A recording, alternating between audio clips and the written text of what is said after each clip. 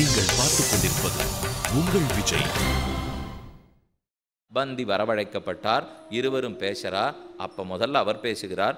பந்த்யுவாச்ச ஏக ஏவாக்னிஹி பகுதா சமித்யதே ஏக சூர்யா சர்வமிதம் விபாதி ஏகோ வீரோ தேவராஜோரி ஹந்தா யமः பிதிருணாம் ஈஸ்வரச்சைக ஏவ. ஈஸ்வரன் ஒருத்தர், தேவராஜன் இந்திரன் ஒருத்தன், சூரியன் ஒருத்தன், அக்னி ஒருத்தர், நாரதர் ஒருத்தர். இது வேணும்னு இப்படி ஒரு பேசுகிறார். அந்த பிள்ளை எழுந்திருந்து பேசுகிறார். நீ சொன்ன ஒன்று ரெண்டு, நீ சொன்ன எதுவுமே ஒன்றும் இல்லை, எல்லாமே ரெண்டு. ஏன்னு சொல்கிறேன், அக்னி ஒருத்தர் இல்லை, வாயு தோழனா இல்லாட்டா அவர் எரிய மாட்டார், அதனால் அவள் ரெண்டு பேர். சூரியன் ஒருத்தன் இல்லை, அவனு அருணனோட சேர்ந்திருந்தா அவனு ரெண்டு பேர் தான். நீ சொல்கிற இந்திரன் ஒருத்தன் இல்லை, இந்திரன் எப்போதும் இந்திரன் பர்வன் ரெண்டு பேர், நாரதனும் பர்வனும் சேர்த்து ரெண்டு பேர், அஸ்வினி குமாரர்கள் ரெண்டு பேர் சேர்ந்தா ரெண்டு, ரதத்தினுடைய சக்கரமும் ரெண்டு, பாரியாபதி தௌவிகிதோ விதாத்ரா, அதனால் எல்லாமே ரெண்டு தான். நீ சொல்கிறபடிக்கு ஒன்றும் இல்லேன். அதுக்கு மேலே அவர் மாற்றினார். நான் இப்போ மூணுன்னு சொல்கிறேன் கேட்டுக்கோ. த்ரிசூயத்தே கர்மனா, கர்மத்தினால மனுஷன் எடுக்கிறது மூணு பிறவி, தேவனாக, மனுஷனாக, திரியக்காக. திரையோயுக்தா வாஜபேயம் வகந்தி, வாஜபேய யக்ஞா அக்னியை ஓம்புவது மூணு வகைன்னு சொல்கிறார்கள். அத்வர்ய ஸ்திரிவசானானி, பிராத்தசவனம், மாத்தியான்மிக சவனம், சாயம் சவனம் என்ன மூணு சவனம் ஹோமம் பண்ணுறார்கள். தப்பியந்தே திரையோலோகாக, மூன்று லோகங்கள் உண்டு. த்ரீணி ஜோதி கும்ஷி, சூரியன் சந்திரன் அக்னின்னு மூணு தான் ஜோதிஷுகள். மூணாக கணக்கு சொன்னார். அப்புறம் இந்த பிள்ளை எழுந்திருந்து நாலாக சொன்னார். சதுஷ்டயம் பிராமணானாம், ஆசிரமங்கள் 4, பிரம்மச்சரியாசிரமம், அதே போல் வானப்பிரஸ்தாசிரமம், சந்நியாசாசிரமம், கிரகஸ்தாசிரமம். மேலே சத்வாரோ வர்ணாக, பிராமண க்ஷத்ரிய வைசிய முதலான வர்ணங்கள் 4, திசச்சதஸ்ரா, திசைகள் 4, வர்ணச்சதுஷ்டயஞ்ச. மேலே சதுஷ்பாதா கௌரபி, 4 காலோட தான் பசுமாடு நிற்கிறது, சஸ்வதுகா என்ன ஒன்று 4 தான். இந்த பிள்ளை எழுந்திருந்து பேசினான். அதுக்கப்புறம் அவர் சொன்னார், 5 சொல்கிறேன் கேட்டுக்கோ. பஞ்சாக்னயா, அக்னிகள் 5ன்னு சொல்லப்படுறது. அதே போல் கார்கபத்திய, தாட்சிணாக்னி, ஆஹவனீய, சப்ய, ஆவசத்யக என்ற 5 அக்னிகள். மேலே பஞ்சபதாச்ச பங்கி யஜ்ஞாஹா பஞ்சைவ, பஞ்சமகா யஜ்ஞம் நித்தியம் நம்ம பண்ணணும். தேவயஜ்ஞம், பித்ருயஜ்ஞம், மனுஷ யஜ்ஞம், பூத யஜ்ஞம், பிரம்ம யஜ்ஞம் என்ற 5 யஜ்ஞங்கள் தான் நித்தியம் பண்ணணும். திருஷ்டாவேதே பஞ்சசூடாப்சராச்ச, வேதத்தில் 5 அப்சரச்சூடர்கள் சொல்லப்பட்டிருக்கா. 5 எழுந்திருந்து பந்தி சொன்னார். இந்த பிள்ளை எழுந்திருந்து 6 சொன்னார். அவர் 7 சொன்னார். இவர் 8 சொன்னார். கடைசியில் 13 வரைக்கும் போச்சு. இவர் 13 சொன்னார். மேலே 14 சொல்கிறதுக்கு அவனுக்கு தெரியல. 1 2 3 4 10 11 12 13 சொல்லியிருந்தா அது எல்லாத்தையும் யாருக்கு நேரம் இருக்கோ கண்டிப்பாக படிங்கோ. ஏன்னா ஒன்றுத்துக்கும் அத்தனை அர்த்தங்கள்லாம் சொல்லியிருக்கார். நிதானமாக வியாக்கியானத்தோடு பார்க்க வேண்டியது. 13 வரைக்கும் சொல்லிட்டு போய் மேற்கொண்டு பந்தி பேச முடியாமல் போக அஷ்டாவக்கரர் ஜெயிச்சுட்டார். அகம் புத்திரோ வருணஸ்யோத ராஜ்யஸ்தத்ராச சத்திரம் 12 வார்ஷிகம் வை சத்ரேணத்தே ஜனக துல்லிய காலம் ததர்த்தம் தே பிரகிதா மே த்விஜாக்னியாக. அப்போ தான் அவர் சொல்கிறார், நான் வருணதேவனுடைய பிள்ளை, இந்த பிள்ளையால் இப்போ நான் ஜெயிக்கப்பட்டுட்டேன். அப்போ இவர் திரும்பி பேசுகிறார். எப்போ இவர் தான் ஜெயிச்சவரெல்லாம் ஜலத்துக்குள்ளே தள்ளி கொண்டு இருக்காரோ, இப்போ இவரையும் தண்ணீரில் பிள்ளி தள்ளணும். சரின்னு அப்போ தான் உண்மையை பந்தி ஒத்துக்கிறார். நான் எல்லாரையும் கொல்லணுங்கிறதுக்காக தண்டலை, வருணலோகத்தில் ஒரு யஜ்ஞம் நடக்கிறது, அதுக்கு ரொம்ப சிறந்த பண்டிதர்கள்லாம் வரணும்னு எங்கள் தந்தையார் ஆசைப்பட்டார். அதனால தான் என்னை ஜெயிக்கிற அளவுக்கு, என்னோட போராடுற அளவுக்கு பாண்டித்யருது சொல்லியோ. அப்படி இருக்கிறவாளை ஜலத்தில் தள்ளி வருணலோகத்துக்கு அனுப்பிச்சிருக்கேன். ஒருத்தருக்கும் உயிர் போல, எல்லாரும் உயிரோடு தான் இருக்கா, என்னை தப்பாக நினச்சிக்க வேண்டாம் அப்படின்னு பந்தி பிரார்த்தித்தார். அஷ்டாவக்கரர் விடலை. அதெல்லாம் எனக்கு தெரியாது, இவர் வருணனுடைய பிள்ளையாக இருந்தால் கவலையே இல்லை, ஜலத்திலேயே தள்ளுங்க அப்பாட்ட போட்டோம் என்றார். அவர் சரி எனக்கு கவலை இல்லைன்னார், ஜலத்தில் தள்ளினார். அதே சமயம் அஷ்டாவக்கரருடைய தந்தையார் ககோடர் வந்துட்டார். அவர் வந்து தம் பிள்ளையினிடத்தில் உன்னை பெற்று மிக மகிழ்ச்சி அடைந்தேன். இத்தியர்த்தமிச்சந்தி சுதாஞ்சனா ஜனக கர்மணா யதகம் நாசகம் கர்த்தும் தத்புத்திரா கிருத்தவான் மம. இப்பேற்பட்ட பிள்ளை பிறந்தத்துக்கே நான் பாக்கியம் பண்ணியிருக்கேன்னுட்டு இவனும் பக்கத்தில் இருந்த புண்ணிய தீர்த்தத்தில் நீராட 8 வக்கரங்களும் தீர்ந்ததுங்கிறதோடே அஷ்டாவக்கரர், ஜனகன், அதே போல் ககோடர் முதலானவர்களே பேச்சு முடிஞ்சது. தீர்த்த யாத்திரா பருவம் மேலும் தொடர்றது. கந்தமாதன பர்வத்தத்தை நோக்கி போகிறா. அங்கே சௌகந்திகா மலர் வேணும்னு கேட்டாள். மேற்கொண்டு பீமசேனன் மலரை தேடின்னு போகிறார். ரொம்ப ஆச்சரியமான சரித்திரம். சுருக்கமாக 5 நிமிஷத்தில் இது முடிஞ்சு போயிடும். அதாவது பர்வத்தம், கந்தமாதன பர்வத்தை இந்த இடத்தெல்லாம் தாண்டிவிட்டார்கள். மேற்கொண்டு மலையை நோக்கி போகிறா. மலையில் போக போக பாதை குறுகிறது, போக முடியல. திரௌபதி மயக்கம் போட்டு கீழே விழுந்து விட்டாள். உடனே பீமசேனனை கூட்டு அவன் கடோத்கச்சனை கூட்டின்னு வந்து இவ எல்லாரையுமே தன் தோளில் தூக்கிட்டு பறந்து போகிறான். போய் மேலே மேலே மேலே போய் பதரிகாசிரமத்தை தாண்டி மேலே கொண்டு போய் விட்டான். அது ரொம்ப ஆச்சரியமான தீர்த்தம். அங்கே இருந்துட்டு இருக்கிற சமயம் 1000 தளங்கள் கொண்ட ஒரு தாமரைப்பூ, அந்த தாமரைப்பூ அப்படியே காற்றுல செஞ்சு திரௌபதி முன்னாடி வந்து விழுந்தது. அதை எடுத்து பார்த்தவர், சஹசிரதள தாமரையாக இருக்கே, ரொம்ப அழகாக இருக்கே என்று பக்கத்தில் இருக்கிற பீமசேனனை பார்த்து, இது எப்போ காற்றுல அடிச்சுன்னு வந்திருக்கோ, இன்னும் நிறையா தாமரை அந்த பக்கம் இருக்கும், எனக்கு இதாலேயே ஒரு மாலை பண்ணி கோத்துக்கணும்னு ஆசையாக இருக்குது என்று திரௌபதி சொன்னாள். நான் ஆண் சிங்கமாச்சே, தாமரையை கண்டுபிடிக்காத விடுவேனோ அப்படின்னு சொல்லிட்டு அவன் கிடுகிடுன்னு வடக்கு நோக்கி போக ஆரம்பித்தான். போகிறான் பெய்காத்து வீசுறது, ஒன்றும் குறுக்க போக முடியல. இருக்கிற மரங்கள் எல்லாத்தையும் நெட்டினான், தள்ளினான், ஆறாரோ எதிர்த்தா அடித்தான், எல்லாத்தையும் தாண்டிட்டு போயிட்டு இருக்கான். ரொம்ப தூரம் வடக்க வந்துட்டான். இன்னும் கொஞ்சம் தூரம் போனால் குபேரபுரி. அந்த இடத்துலேருந்து இருக்கிற சௌகந்திகா வனத்திலேருந்து தான் இந்த மலரே வந்திருக்கு. ஆனால் அந்த இடத்துக்கு இவன் போகக்கூடாது, இவன் மனுஷன், அந்த இடத்துக்கு போகக்கூடாது. இன்னும் அர்ஜுனன் வேற வரலையே. அவன் ஏற்கனவே கைலாசத்துக்கு போயிட்டு பாசுபத்தத்தை வாங்கி கொண்டு இந்திரபுரியில் போய் 5 வருஷமாக தங்கியிருக்கான். அவன் வரலேங்கிறதுனாலையும் இவர்களுக்கு போகிறதுக்கு ஒரு தயக்கம்தான். இருந்தாலும் தாமரை மலரை தேடின்னு தான் பீமசேனன் வந்தான். இந்த இடத்தை தாண்டி இவனை போக விடக்கூடாதுன்னுட்டு ஹனுமான் அங்கே வழியில் படுத்திருந்தார். அப்போ தான் பார்த்துட்டு இவர் ஆறுன்னு இவனுக்கு புரியல. அவர் பெருத்த திருமேனியோட சேனிச்சுருக்கார். ஹனுமான்ச்ச மகாசத்வ ஈஷதுன்மீல்ய லோச்சனே திருஷ்டுவா தமத சாவஜ்யம் லோச்சனைர் மதுபிங்களை ஸ்மிதேன சைனமாசாத்திய ஹனுமான் இதம் அப்ரவீத். அப்போ இவனை ஓரக்கண்ணால் பார்த்துனுட்டார். தம்பி வாயுபுத்திரன் தான் வந்திருக்கான் அப்படிங்கிறது தெரிஞ்சுட்டார். இவர் ஜேஷ்ட புத்திரன் வாயுவுக்கு, அவன் கனிஷ்ட புத்திரன் வாயுவுக்கு. ஒருத்தருக்கொத்தர் வார்த்தாலாபம் நடக்க போகிறது. பீமசேனன் குறுக்க போகிறார். எங்கே போகிறே? என்னை போய் எடறிட்டு போறியே. உன் நாட்டில் இருக்கிற மனுஷர்கள் இளைஞர்கள்லாம் வயசானவாளை பாதுகாக்க வேண்டாமோ, அவளுக்குரிய மரியாதையை கொடுக்க வேண்டாமோ? நான் பாட்டுக்கு தானே மூலையில் படுத்துட்டுருக்கேன். எனக்கு எதாவது நல்லது பண்ணுறதை விட்டுட்டு இந்த மாதிரி நீ தீபம் பண்ணிட்டு போறியே. நீங்கள்லாம் எங்களை பார்த்து நல்லதாக நடந்துக்கணும்.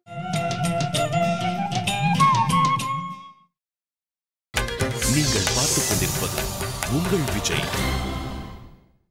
பீமசேனன் குறுக்க போகிறார். எங்கே போகிறே? என்னை போய் எடறிட்டு போறியே. உன் நாட்டில் இருக்கிற மனுஷர்கள் இளைஞர்கள்லாம் வயசானவாளை பாதுகாக்க வேண்டாமோ, அவளுக்குரிய மரியாதையை கொடுக்க வேண்டாமோ? நான் பாட்டுக்கு தானே மூலையில் படுத்துட்டுருக்கேன். எனக்கு எதாவது நல்லது பண்ணுறதை விட்டுட்டு இந்த மாதிரி நீ தீபம் பண்ணிட்டு போறியே. நீங்கள்லாம் எங்களை பார்த்து நல்லதாக நடந்துக்கணும். நராஸ்து புத்தி சம்பன்னா தயாம் குர்வந்தி ஜந்துஷு ப்ரூஹி கஸ்தம் கிமர்த்தம் வா கிமிதம் வனமாகதா. எதுக்கு இந்த காட்டுக்கு வந்திருக்கே? நீ யார்? ஏன் தனிக்காட்டில் தத்தளிக்கிறாய் என்று ஹனுமான் கேட்கிறார். பீமசேனன் பதில் சொல்லிட்டான். நான் தான் பஞ்சபாண்டவர்களுக்குள்ள ஒருத்தர், அரசை இழந்தோம், தர்மபுத்திரனதோ இருக்கார். நான் சஹசிரதள தாமரையை தேடின்னு வந்தேன். எதுக்கு என் வழியில் குறுக்கப்படுத்திருக்கீர்? இது அவன் கேட்டது. அப்போ ஹனுமான் சொல்றார், நாஸ்தி சக்திர் மமோத்தாத்தும் வியாதினா கிளேசிதோ ஹ்யஹம் யத்யவசியம் பிரயாத்தவ்யம் லங்கயித்வா பிரயாகிமாம். நீ என்னுடைய வழியிலேருந்து நகரு என்று பீமன் சொன்னதுக்கு, ரொம்ப வயசாகவே என்னால் நகரெல்லாம் முடியாது, என் வால் ஏதோ குறுக்க போயிருக்குன்னா நகத்தை என்னால் முடியாது, உனக்கு வேணா தாண்டி போய்க்கோ, அவ்வளோதான் சொல்லுவேன் அப்படின்னு ரொம்ப தீன குரலில் சொல்லிட்டு மறுபடியும் படுத்துனுட்டார். பீமசேனன் பார்த்தா அப்போ தன்னுடைய மூதாதையரான தன்னுடைய முன்பிறவியான அண்ணனாக இருக்கிற ஹனுமான் நினச்சின்னு சொல்கிறான். யத்யாகமைர்ன வித்யாஞ்ச தமஹம் பூதபாவனம் கிரமேயம் துவாம் கிரிஞ்சைவ ஹனுமானிவ சாகரம். என் அண்ணா ஹனுமான் எப்படி கடலை தாண்டினாரோ அதை போல நிமிஷத்தில் நினச்சா உன்னையும் வாலையும் தாண்டிடுவேன் அப்படின்னு அவர்கிட்டே சொன்னார். அவருடனே கேட்டார், யார் ஹனுமான், யார் உங்க அண்ணா, அவர் எதுக்கு கடலை தாண்டினார் என்று இவர் கேட்கிறார். அவன் கதையை சொல்லிட்டான். பிராதாமம குணஸ்லாக்கியா புத்தி சத்வ பலான்விதா ராமாயணே அதிவிக்யாதா ஸ்ரீமான் வானரபுங்கவ ராமபத்னி கிருத்தேயேன சதயோஜன விஸ்திருதா சாகர பிளவகேந்திரேண கிரமேண ஏகேன லங்கிதா. ஒரு தாவல் மகேந்திரகிரிலேன்னு தாவினார். அக்கறைக்கு போயிட்டார். சீதா மாதாவை கண்டு திரும்ப வந்து ராமனிடத்தில் சொன்னார், அவருடைய தம்பி நான், என்னை பார்த்து இப்படி கேலியா பேசுறியே என்று சொன்னவன், இந்த வாலை நகர்த்தி விடணும் அப்படின்னு இப்படி இடது கையால் வாலை தள்ள போனா தள்ள முடியல, வலது கையை கொடுத்து தள்ள போனா தள்ள முடியல, குனிஞ்சு இடுப்பை வளைச்சின்று தள்ள பார்த்தான், எதுவும் நகர்த்த கூட முடியல, விழி பிதுங்கி நின்றான். அப்போ அவனுக்கு புரியல, ஏது இவர் ஒரு குரங்குபடுத்தின்னு இருக்கார், இவருடைய வாழக்கூட நம்மாலே நகர்த்துறதுக்கு முடியல, தன்னுடைய 2 தோள்களாலையும் பிடிச்சு இழுத்தும் இழுக்க முடியல. சித்தோவா எதிவா தேவா கந்தர்வோ வாத குஹ்யகா பிருஷ்டசன் காமியா ப்ரூஹி கஸ்தம் வானரரூபதிருக்கு. நீர் சித்தரா சாரணரா யக்ஷரா யார்? நீர் ஏதோ குரங்கு ரூபத்தில் படுத்துட்டு இருக்கீர், நீ உண்மையாக குரங்கு இல்லை, நீர் ஆறுன்னு சொல்லும் என்று கேட்டவுடனே அவர் மெதுவாக சொன்னார், எல்லாம் அந்த கடலை தாண்டினவன் தான், நீ இத்தனை ஏதோ கடலை தாண்டினதுன்னு சரித்திரம் சொல்லியிருந்தியே, அந்த கடலை தாண்டினவன் நான் தான். யாரு தேவரீரா கடலை தாண்டினவர்னா? ஆம்னு ஹனுமான் தன்னை பிரகடனப்படுத்தி கொண்டார்.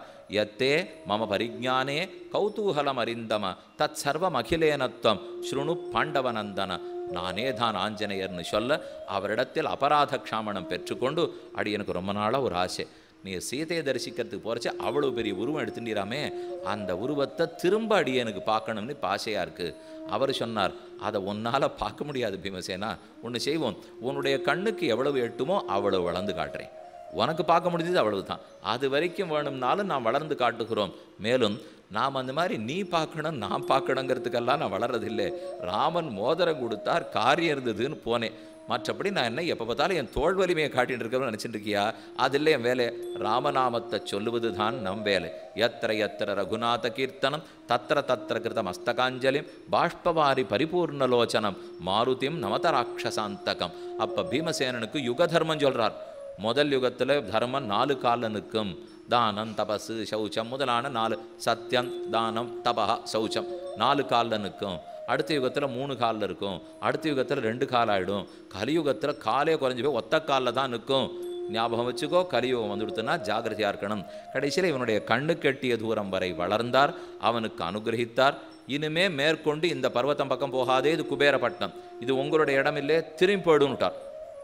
ஆனால் அவர் கிளம்பி போன உடனே அதை கேட்டுக்கொள்ளாமல் மறுபடியும் அதே வழியில் 1000 தள தாமரை வேணுமே கேட்டுருக்காளோ இல்லையோ, அதை கண்டிப்பாக எடுத்துன்னு வரணுங்கிறதுக்காக மேலும் வடக்க போக அங்கே இருக்கிற யக்ஷர் ராட்சசர்களோட சண்டை வந்து அவர்களை எதிர்த்து போய் கடைசியில் இவனாவனான் ஒன்றும் புரியாமல் தர்மபுத்திரர் வந்து இங்கே நீ வந்ததே தப்பு, இவ்வளோ பெரிய ஒருத்தர் சொல்லியிருக்காருன்னா திரும்பி வா அப்படின்னு திரும்ப கூட்டி கொண்டு வந்து விட்டார்.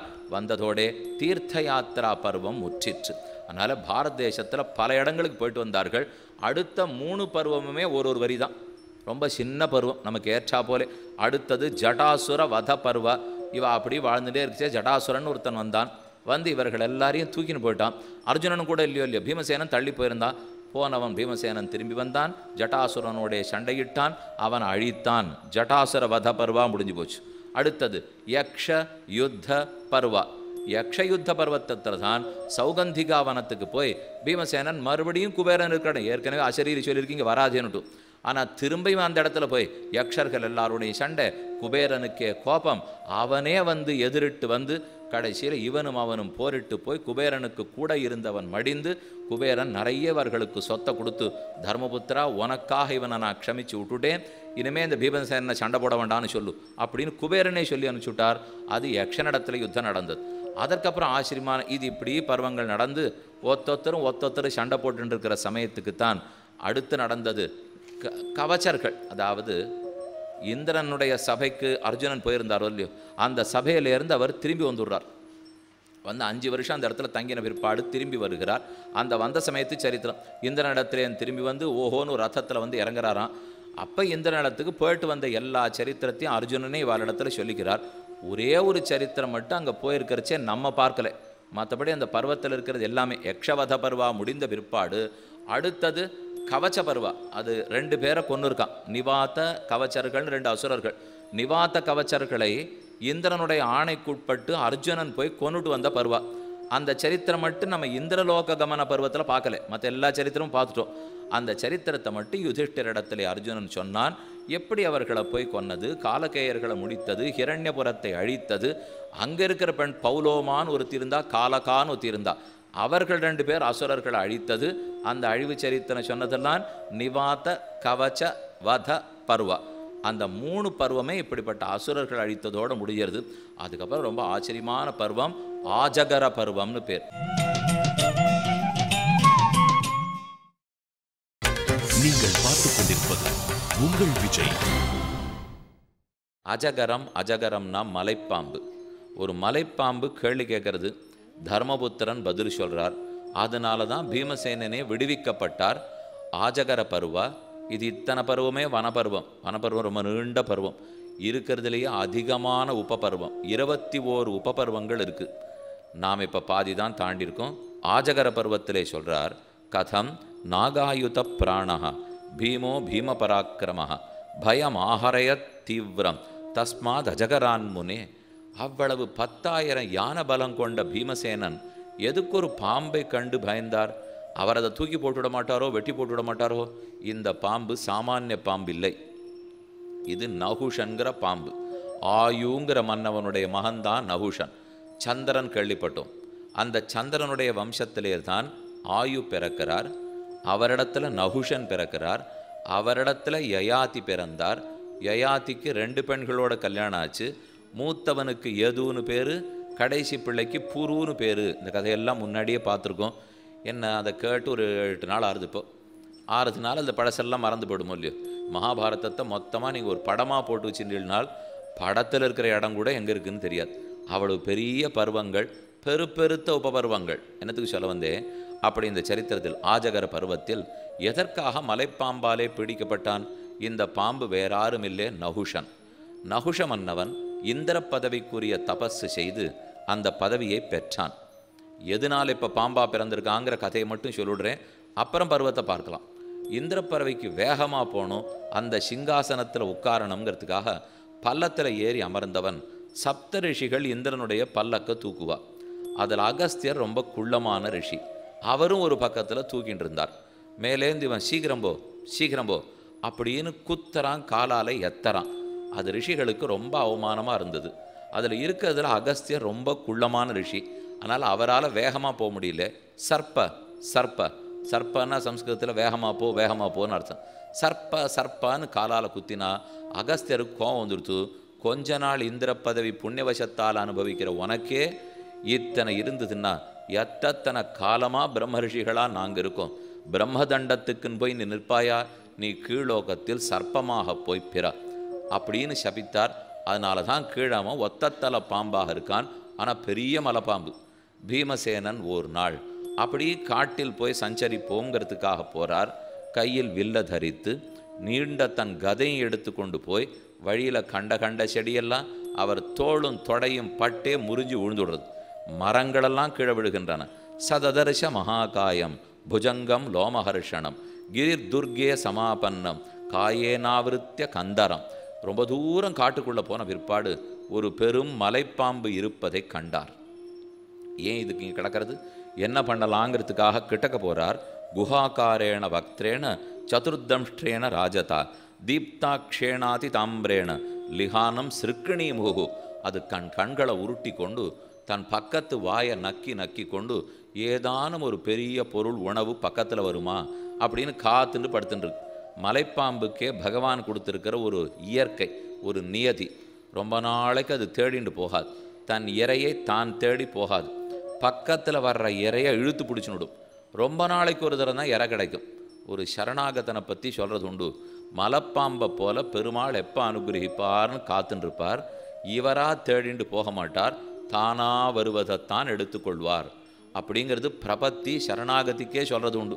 நாம முயற்சி எடுக்கக்கூடாது, கிடைக்கிறதே எதிர்ச்சா லாப சந்துஷ்டனாக பிராமணன் இருக்க வேண்டும். கிடைத்ததை கொண்டு லாபத்தை கொண்டு சந்தோஷம் அடைய வேண்டும். அப்படித்தான் அந்த பாம்பு கிடைஞ்சது. சபீமம் சஹசாபியேத்திய பிருதாகுஹு குபிதோ பிருஷம் ஜக்ராஹ ஆஜகரோக்ராஹ புஜயோர் உபயோர் பலாத். அந்த பாம்பை பிடிக்கிறதுக்கு பீமன் போனார். அதை விட வேகமாக பீமசேனனை பாம்பு சுத்திண்டு மெதுவே தன் பிடியை இறுக்கித்து கடகடான்னு எலும்பு முறிகிறா போல சத்தம். என்ன ஒரு சின்ன பாம்பு, இதுக்காக நாம் நடுங்குவோம்? எப்பேற்பட்ட பகாசுரனை கொன்று இருக்கும், கிர்மீரனை வதம் பண்ணியிருக்கோம், ஜட்டாசுரனை கொன்று இருக்கும், இவர்கள்லாம் ஒரு பொருட்டா என்று அந்த பாம்பை தூக்கி போட பார்த்தார். பாம்பை அசைகிறதா இல்லை. சட்டுன்னு பாம்பு பேச ஆரம்பிச்சது. பீமசேனா, உன் பலத்துக்கு பயந்து போய் ஓடி போகிறதுக்கு நான் ஒன்றும் வெறும் பாம்பு இல்லை, நான் நகுஷ பாம்பு. நான் ஏற்கனவே நகுஷ மகாராஜாவா இந்திரன் பதவிக்கு போனவன். அங்கிருந்து ஒரு சாபவசத்தால் கீழே தள்ளப்பட்டு விழுந்துட்டேன். ச பீமசேன தேஜஸ்வி ததா சர்ப்பவசங்கதா சிந்தையாமாச சர்ப்பஸ்ய வீரியம் அத்தியுதம் மகத். முதல்ல பீமசேனனுக்கு ரொம்ப ஆச்சரியம். ஒரு பக்கம் நம்மளை அழுத்துறது, பிராணம் போப்புறது, ஆனால் பாம்பு பேசுறதே, இதுபோல் நான் கேள்விப்பட்டதில்லையே. ஏ பாம்பே, நீ யார்? எதற்காக என்னை பிடித்து அழுத்துகிறாய்? கூட இருக்கிற 4 பிராத்தாக்களும் ரொம்ப துன்பப்படுவா. ஏற்கனவே ஒரு அர்ஜுனன் போயிட்டு இப்போ தான் திரும்பி வந்திருக்கான். நீ வேற என்னை பிடிச்சி துன்பப்படுத்துகிற. 4 பேரும் வருத்தப்படுவார்கள், என்னை விட்டுடு. நகிமே முச்சதே கஷ்டித் கதஞ்சித் பிரகிரகம் கதா கஜோவா மகிஷோவாபி ஷஷ்டே காலே நரோத்தம. பாம்பு சொல்லித்து, ஒரு நாளினுடைய மாலை பொழுதில் தான் நான் எப்போதும் இறைய பிடிப்பேன். ஆனையே வந்திருந்தாலும் சிங்கமே வந்தாலும் என் இறை பிடிக்குள் அகப்பட்டு விட்டால் விட்டதாக சரித்திரமில்லை. நீ என்ன பீமசேனன் தானே, அதனால் உன்னை விடமாட்டேன். ஆனால் எனக்கு இருக்கிற சாபத்துக்கு ஒரே ஒரு விமோசன வழி இருக்குது. நான் ஆரோத்தரை பிடிச்சிப்பேன், அவர்களை கேள்வி கேட்பேன். என் கேள்விக்கு யார் சரியான பதில் சொல்கிறாளோ என் சாப விமோசனம் ஆகிடும். அப்போ தான் நானும் உன்னை விட்டுவிட முடியும். நான் சில கேள்விகள் கேட்குறேன், நீ பதில் சொல்கிறியா? பீமசேனன் பார்த்தார், இதெல்லாம் நமக்கு வழக்கமே இல்லை. ஏதோ உடம்பு சண்டை போட்டு நமக்கு வழக்கம் உண்டு. இவர் கேள்வி கேட்கணும், பதில் சொல்லணுமாமே. சரி கேள். ஏற்கனவே உடம்பு வலி பாம்பு போட்டு இருக்கின்றிருக்கு. கேள்னு சொன்ன பாம்பு கேட்க ஆரம்பிக்கிறது. யஸ்மாத் அபாவி பாவீவா மனுஷ சுகதுக்கையோகோ ஆகமே எதிவாபாயே ந தத்ர கிளபையேன் மனஹா.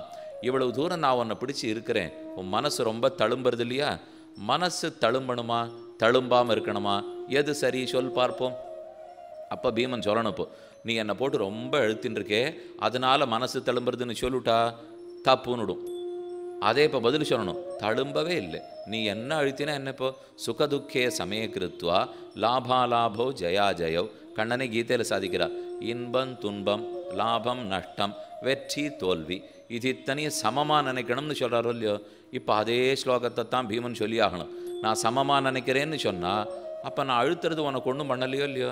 நன்னா அழுத்திக்கிறேனேன்னு பிடிச்சி அழுத்திவிடும். இல்லைல்லே வலிக்கிறதுன்னு சொன்னால் அப்போ சுகதுக்கத்தை சமமாக நடத்தணுங்கிற உண்மை பொய்யா போடும். இப்போ இந்த ரெண்டுத்துக்குள்ளே எது இவனுக்கு சொல்கிறதுன்னே புரியல. இத்தையும் சொல்லி பார்க்குறான், அத்தையும் சொல்லி பார்க்குறான், அழுது பார்க்குறான். நீ என் கேள்விக்கு பதில் சொல்ல போகிறவன் இல்லை. முதல் கேள்விக்கே உன்னால் ஒழுங்காக பதில் சொல்ல முடியல, அதனால் நீ இல்லைன்னு சொல்லி இன்னும் இருக்க ஆரம்பிச்சது.